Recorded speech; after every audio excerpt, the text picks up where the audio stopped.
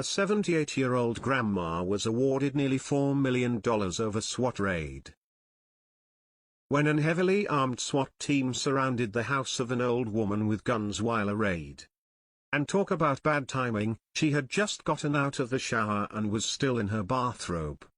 However, this mistake left her in shock but also with loads of money. But who was the SWAT team looking for? Why did they pay her this penalty?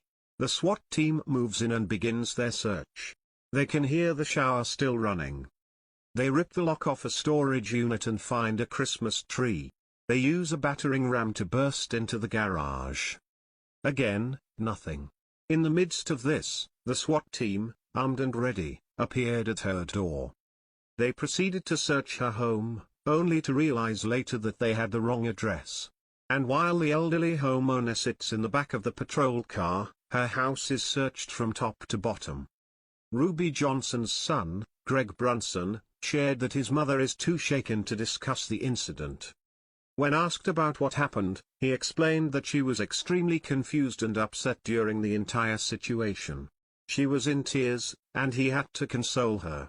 According to Brunson, his mother tried to remain calm and friendly towards the officers because she didn't want to risk any harm to herself.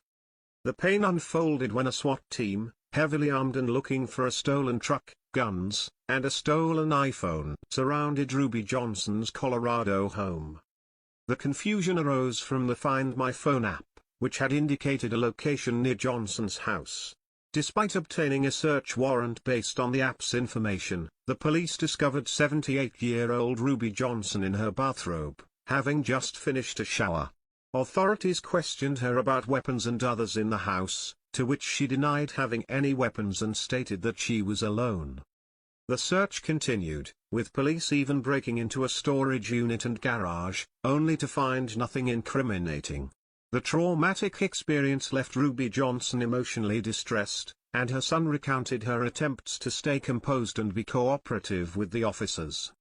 Eventually, a jury awarded Mrs. Johnson $3.76 million in a lawsuit against the city of Denver, deeming the police raid unconstitutional. The judgment brought some relief to Ruby Johnson, and her family is hopeful that the healing process can now begin. Despite the incident, the Denver Police Department chose not to comment on the matter. In response to the public outcry, the Denver Police Department faced mounting pressure to address the situation.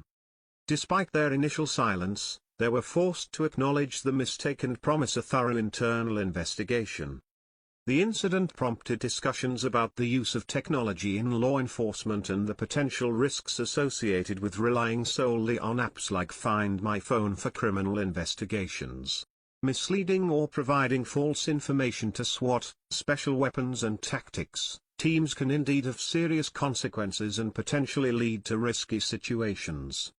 SWAT teams are specialized units within law enforcement that are trained to handle high-risk situations, such as hostage rescues, barricaded suspects, and armed confrontations. If false information is given to SWAT teams, they may deploy resources, tactics, and equipment based on inaccurate intelligence. This can result in unnecessary risks, potential harm to innocent people, and a waste of valuable resources. Additionally, it may strain community trust in law enforcement agencies and hinder their ability to effectively respond to genuine emergencies. Intentionally providing false information to law enforcement, including SWAT teams, is wrong and can lead to criminal charges. Public safety relies on accurate and reliable information, and any actions that compromise this can have serious consequences for both law enforcement and the community. The compensation granted to Ruby Johnson allowed her to seek therapy and support to cope with the emotional trauma inflicted by the incident. The healing process for Mrs. Johnson and her family began, but the scars from that fateful day would take time to fade. The city of Denver, under public scrutiny, pledged to reevaluate its law enforcement practices and implement changes to prevent similar errors in the future. The case of Ruby Johnson served as a medium for positive change, inspiring a renewed commitment to justice and accountability within the community and law enforcement agencies alike.